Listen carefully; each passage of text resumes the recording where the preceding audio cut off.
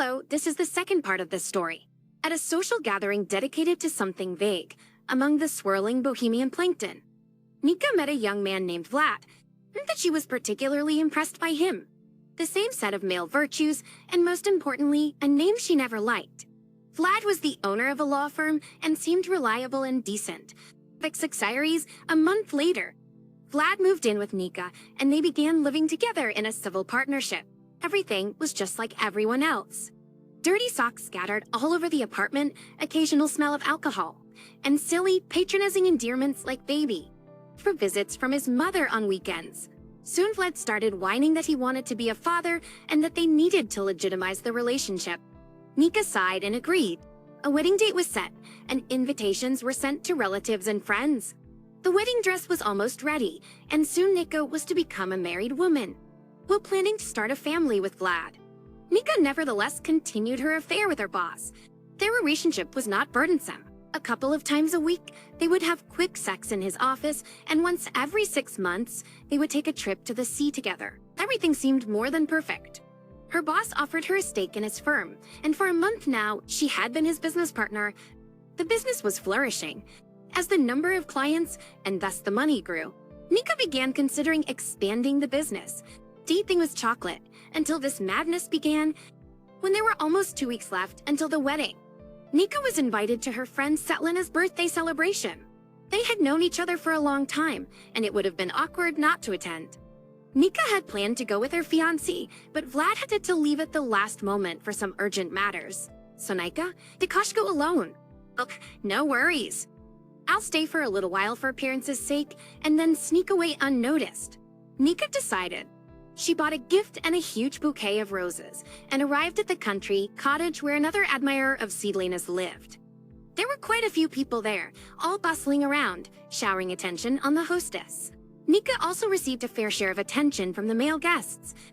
When they sat down at the table, a young, imposing guy ended up sitting next to her, Igor. He introduced himself simply, pouring dry red wine into her glass. Nika flinched at the sound of his voice. A young, statuesque man with a hint of gray on his sideburns. Just under his light white shirt, well-developed muscles were visible. In the deep neckline of the shirt, she noticed an unusual talisman in the shape of a spearhead adorned with intricate Eastern ornaments. As a professional Nika knew that such ornaments were worn by warriors in the Middle Ages. Igor's appearance strikingly differed from the man she was familiar with. There was something primitive, animalistic about him. Something that young women found incredibly attractive, something that made them lose their heads. And not just young women. Nika observed how the social lionesses at the party also looked at Igor. He had an unusual perfume, pungent, mixed with the scent of musk. Nika felt as if she was floating in that scent, losing interest in her surroundings. Occasionally, Igor cast a piercing glance at Nika, which made her heart skip a beat. At some point, she realized that she yearned, to the point of trembling knees, to be in bed with him. Damn everyone and everything else. Are you an actress? Igor suddenly asked, smiling at the corners of his lips. You have a very expressive face. And not just my face. Nika replied with a hint of ambiguity, openly flirting. But Igor remained unfazed. He poured her more wine and showered her with more compliments. Later, they danced together. Nika pressed herself against his toned body, and he caressed her below the waist. They were no longer bothered by the presence of other guests. Although, to be honest, no one really cared about them. By the end of the evening, Nika was quite tipsy. And when Igor suggested going to his place to continue the fun, she predictably agreed. Igor's house was 30 kilometers outside the city, in a picturesque corner of the forest. After dismissing the taxi, Igor quickly set the table, and soon they were sipping wine and passionately kissing. She surrendered to him willingly. Everything about Igor was immense. As he entered her, Nika felt a sweet ecstasy spreading through her body. It was so good and pleasant that she soon experienced an overwhelming orgasm. The muscles inside her responded to his thrusts and waves. He looked at her like no one ever had before, with a penetrating gaze, noticing everything. Then they stood naked in the shower for a long time, unable to tear themselves away from each other. And again, they found themselves in bed until dawn. Afterwards, they drank coffee and made love again. Nika only regained her senses the next day, realizing that she had fallen madly in love with Igor. Igor, Her heart sweetly sang and butterflies fluttered in her stomach. She couldn't get enough of her beloved. That's what she called him in her mind, but she didn't dare say it out loud. Just before getting into bed, Iger walked around completely naked, giving Nika the opportunity to admire his body, fully confident in his beauty. Nika gazed at him, admiring his well-built muscles and the tattoo of a bat on his left forearm. She was afraid to ask about the deep scars he had, but she silently kissed him, feeling immense compassion. And then it all started again. Kisses, thrusts, and the girl immersed herself entirely in the waves of pleasure. For 2 days, Nika spent her time with Igor without once thinking about Vlad. But she couldn't help it. She was drawn to her lover like a magnet. In the evening, after work, Igor was waiting for her with a huge bouquet of red roses. And once again, Nika spent the night in his embrace. Nika immersed herself completely in love. She spent almost every evening with her lover, always staying overnight. Days passed. Vlad had long returned from his business trip, and Nika was planning to tell him that the wedding would not take place, so she could give in to her passionate love freely. Nika couldn't help herself and kept going back to Igor again and again. After work, Nika, once again, giving herself to her boss on the couch in his office, decided to tell him about her love affair with Igor. But her boss furrowed his brow and asked her to attend a meeting with the management of the Taylor Bank instead. The bank was expanding and wanted to open its own art gallery, featuring exclusively vintage paintings by English artists. Her boss quickly put on his pants and went home. Nika freshened up her makeup and headed towards the exit. Damn, how inconvenient, Nika thought to herself. But she quickly composed herself and warmly smiled at her fiancé. Vlad had reserved a table at their favorite restaurant and wanted to discuss their upcoming wedding. They toasted to themselves, and as Nika took a sip of wine, a familiar voice reached her ears, making her heart beat faster. There was her beloved Igor, seating a heavily made-up girl at the neighboring table. Nika's blood rushed to her head, and for a moment, she felt disconnected from reality. Then for a while, Nika didn't notice anything around her. When she finally came to her senses, she heard laughter and the clinking of glasses from the neighboring table. It was clear that a feast was underway there. Nika looked up, and the neighboring table was right behind Vlad's back, so he couldn't see what was happening. But he immediately noticed his companion's distressed state. "Are you okay?" he asked with concern, looking at Nika's pale face. All the jealousy that had built up in Nika's mind suddenly exploded onto the unsuspecting Vlad. "No, I'm not okay," Nika shouted loudly, and people around them turned their heads in surprise. "Let's get out of here." In the corner of her eye, she saw Igor raise an eyebrow and smirk. He clearly noticed his lover's emotional state and seemed to relish the moment, making no attempt to intervene in this delicate situation. Vlad shrugged in bewilderment. "Nika, sweetheart, what happened? You look upset, and we just got here." He tried his best to calm her down. "Let me accompany you to the ladies' room." He stood up, but Nika quickly got up and almost ran towards the restroom. "What am I doing?" she thought. "I'm acting like a fool." Before she reached the ladies' room, strong arms unexpectedly wrapped around her. She knew who it was. The scent of his familiar perfume relaxed her body. "Igor." She sighed and clung to him, wrapping her arms around his neck. "What are you doing to me?" "Calm down, it's just a business meeting." Igor reassured her, kissing her as he gently pushed her against the wall. His left hand lifted her already short skirt, and Nika felt powerless like a rag doll surrendering to his sweet thrusts. "I'm claiming to have a severe headache." Nika managed to fend off the insistent advances of her persistent fiancé. She was already freezing when a black Lexus pulled up to the curb, and the voice of her beloved called her. During this time, Nika sensed that Igor was preoccupied and occasionally responded to her questions without focus, seemingly not paying attention to her. They settled in his office, and Nika noticed a stack of auction catalogs lying there, the ones usually released 2 months before the auction starts and sent to prospective participants. When she asked him about it, he half-heartedly brushed it off, pretending that everything was fine. "Can you tell me what's going on?" Nika was nearly in tears.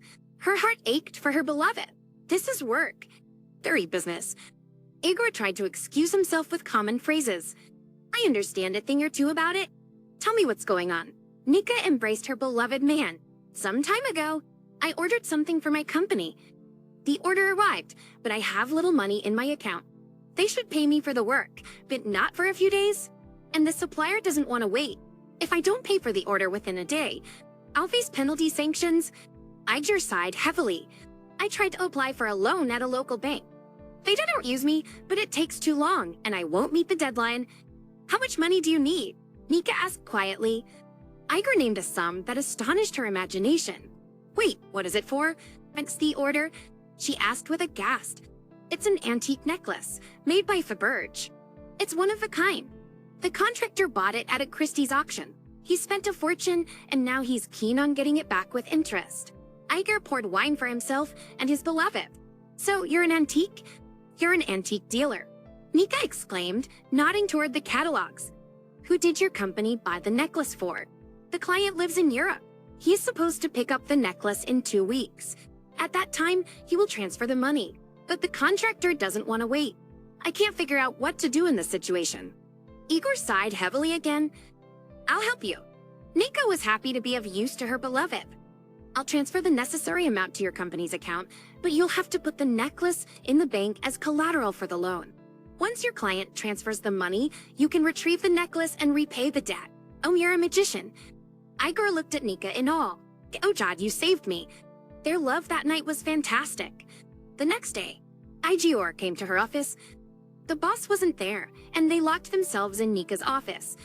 Within minutes, a considerable sum was transferred to the account of the antique company Demos. An hour later, Igor and Nika went to the Taylor Bank and placed the platinum necklace, adorned with precious gemstones, in a rented safe deposit box. Everything was done swiftly thanks to Nika's good relationship with the bank's management. That's it. Nika murmured contentedly and kissed her lover. Now we wait for your client and complete our deal. She intentionally emphasized the word Ures, letting Igor know that she didn't separate herself from him in any way. Nika called her boss and informed him about her negotiations with the bank's management. Naturally, she didn't mention anything about her dealings with Igor. The boss informed her that they received an order from a well-known collector and their regular client to acquire an ancient coin numismatic collection and asked her to prepare the necessary sum. Although Nika felt a twinge of worry, she calmed down when she heard that the money would be needed within a month. There was enough time. She trusted Igor completely, especially since the necklace was in collateral. A week later, Igor told Nika that their deal was in its final stages. The client would arrive the day after tomorrow with the required amount, ready to transfer it to Nika's company account. However, there was a slight hitch. They urgently needed money to pay the overdue penalty. The contractor turned out to be quite a scoundrel. The amount was relatively small compared to the first installment, so Nika, drowning in otherworldly love, didn't hesitate to transfer the funds to Igor's company account. In the end, she decided to have a conversation with her boss. Their long-standing affair needed to come to an end. She would find someone else, considering there were plenty of girls around. Nika started off from a distance.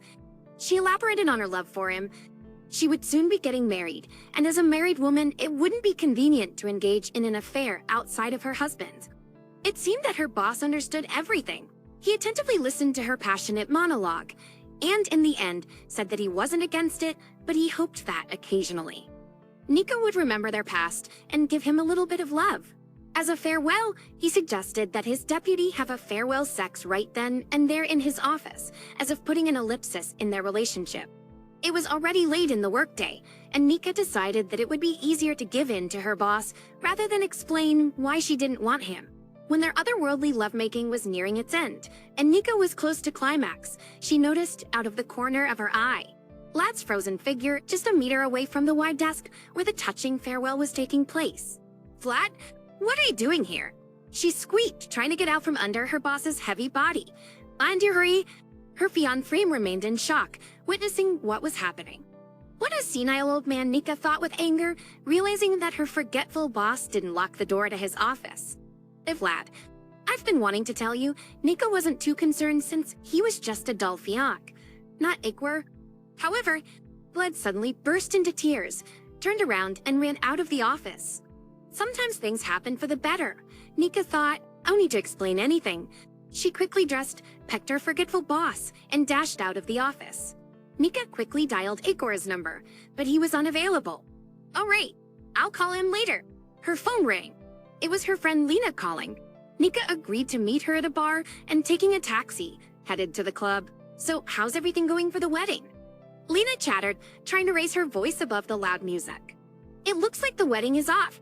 Nika smirked and took a sip of her cocktail. I don't see any sorrow on your face, Lena continued. Did you find a new fling? I found someone, and he's no fling at all.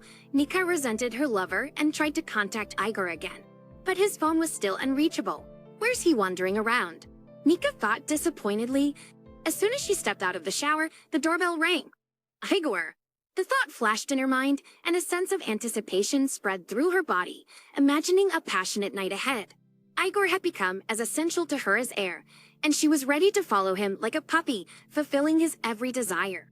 With a wide smile, she opened the door, but instead of Igor, there stood a teary-eyed Vlad. She felt a slight twinge of sympathy for him, but it quickly passed. What do you want? She asked coldly, addressing her former fiancé.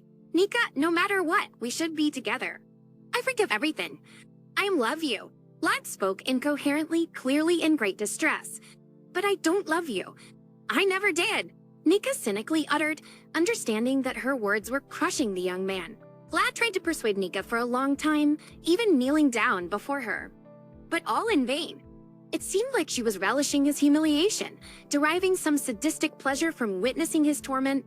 Finally, she ushered Vlad out into the hallway and demonstratively slammed the entrance door shut before him. The young man sat with his head lowered towards his glass. He was so drunk that he could no longer lift it to his mouth. Is the seat taking? A stranger settled down beside him. Vlad merely nodded. Do you understand? He struggled to speak, his words slurred, addressing the stranger. She cheated on me right before the wedding, but I forgave her, and she kicked me out, saying she never loved me. The stranger nodded sympathetically. Like it happens. I don't want to live anymore. Vlad stood up, and without paying, staggered towards the exit. The stranger gestured to stop the tense bartender and threw money on the counter. If for both of us, Vlad was crossing a dimly lit street when a black car suddenly emerged from around the corner and sped toward him. Vlad knew it was death, but he froze, closing his eyes.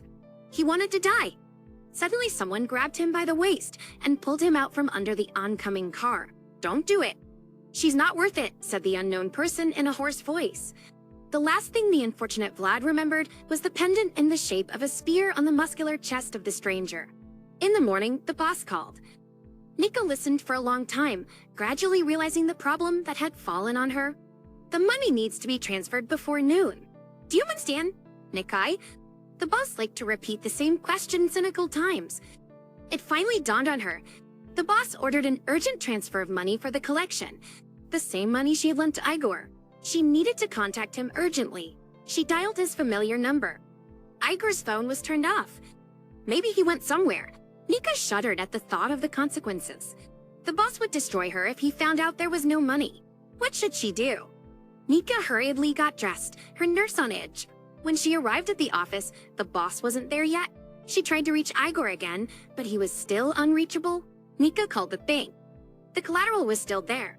Retrieved the collateral. She and Igor had rented the safe deposit box together, so they could take the necklace without the other tenant. An hour later, Nika rushed to the bank. Time was critically short. She was sure something had happened to Igor. She was led to the manager's office. A young, well-dressed man came out to greet her. Please have a seat, my dear, and tea or coffee. Nika shook her head. She was on edge, and the thought of food made her nauseous. She smiled, mustering all her charm.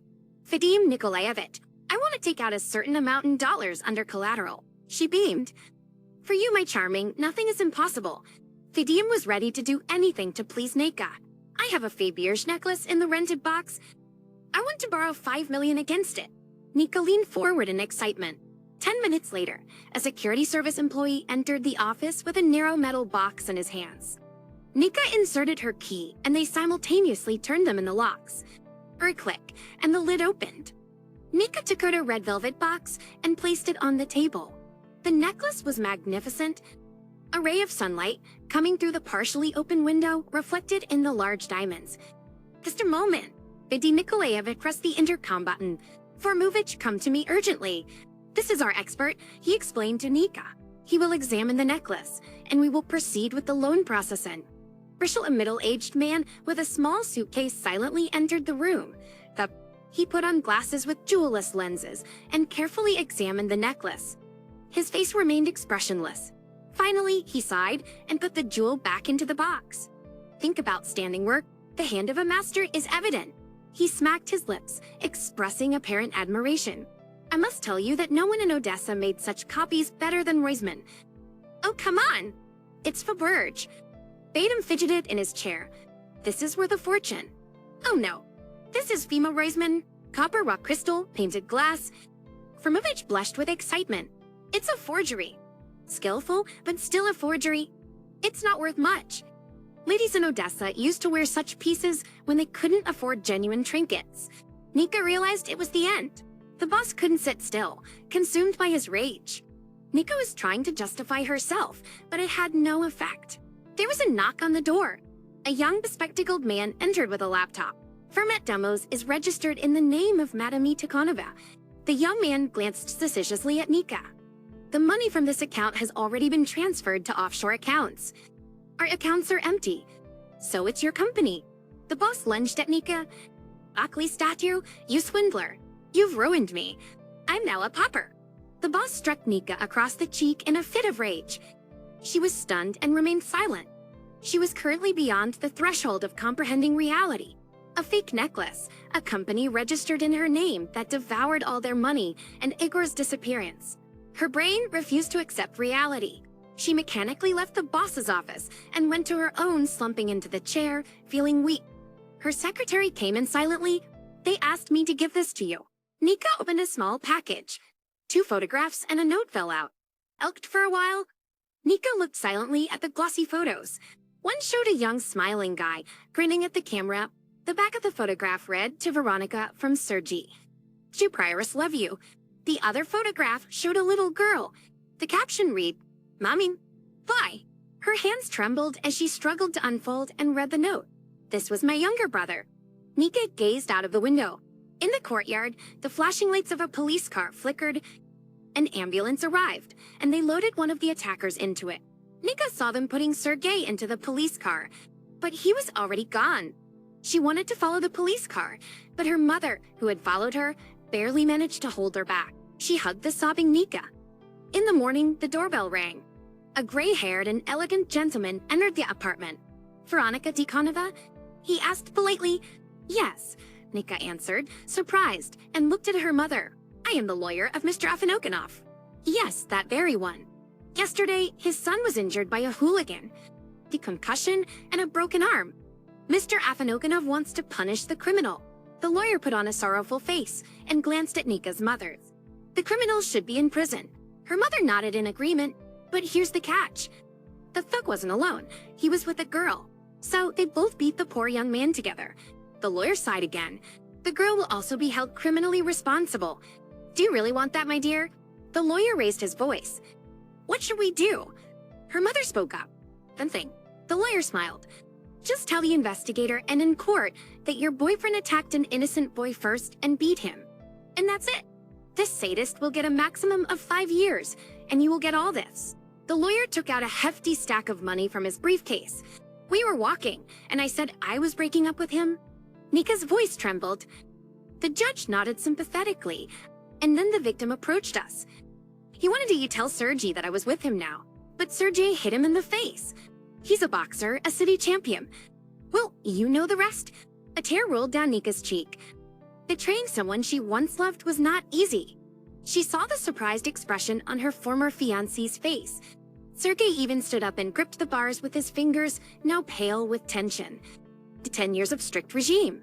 As if through cotton, she heard the court's verdict. Nika found out that she was pregnant. It was too late to have an abortion. Her mother made arrangements with a doctor, and Nika, after giving birth to a girl, immediately gave her up for adoption. She had no idea what happened to the child afterward. And 6 months later, Nika learned that Sergei was killed in prison. His father couldn't bear the grief and died of a heart attack. For a while. Nika sat in silence. Then, as if recalling something, she grabbed her bag and rushed out of the office. Nika had almost finished a bottle. The house grew warm, and the fireplace crackled cheerfully, casting flickering reflections of fire on the unpainted floor. Nika lost all hope. Everything was gone. Her life was turned upside down. Oh God, If only she could rewind it all. All this time, Sergius visited her in her dreams. He held the hand of a little girl, their daughter, whom she heartlessly abandoned at the maternity hospital. God punished her for everything. She took a sip. It was so bad that she didn't want to live. A fleeting thought crossed her mind. Maybe it's Jaeger. There was a knock at the door.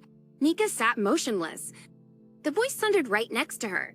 I placed a large bouquet of crimson roses on the black marble tombstone. Mom started crying. I had nothing to say to her. They were wearing side by side. Dad and Sergei, my younger brother. My eyes were stinging, but I held myself together. Mom, it's time to go. We have to pick up our little Katya and get to the airport. I gently took my mother's hand. Let's go. But carefully supporting Mom,